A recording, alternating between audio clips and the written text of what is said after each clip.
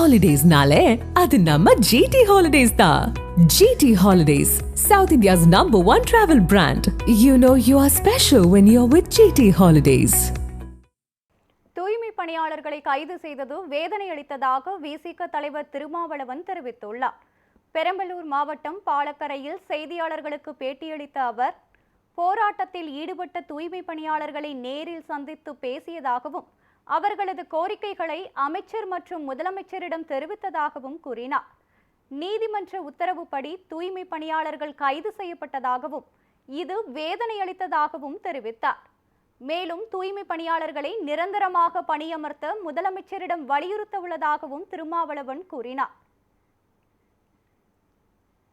உரிமை இயக்கத்தின் சார்பில் தொடுக்கப்பட்ட பணி நிரந்தரம் கோருகிற வழக்கு தலைமை நீதிபதியே விசாரித்த நிலையில் அந்த இடத்தில் இந்த போராட்டம் நடைபெறக்கூடாது, காவல்துறை எங்கே அனுமதிக்கிறதோ அங்குதான் நடத்த வேண்டும், எனவே அந்த இடத்திலிருந்து அவர்களை உடனடியாக அப்புறப்படுத்த வேண்டும் என்று தீர்ப்பளித்துவிட்டு பணி நிரந்தரம் தொடர்பாக தீர்ப்பு பின்னர் வழங்கப்படும் என்று சொல்லிவிட்டார்.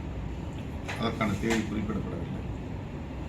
ஆக இப்படியான ஒரு சூழலில் தான் காவல்துறை நேற்று நள்ளிரவு வேளையில் அங்கே குழுமியிருந்த தூய்மை பணியாளர்களையும் அவர்களுக்கு ஆதரவாக களத்தில் நின்ற பல்வேறு அமைப்புகளை சார்ந்தவர்களையும் கைது செய்திருக்கிறார்கள். இது வேதனைக்குரிய ஒன்று. இந்த சூழலில் முதல்வர் தலைமையில் இன்று அமைச்சரவை கூடி இது குறித்து விரிவாக விவாதித்ததாக தெரிகிறது.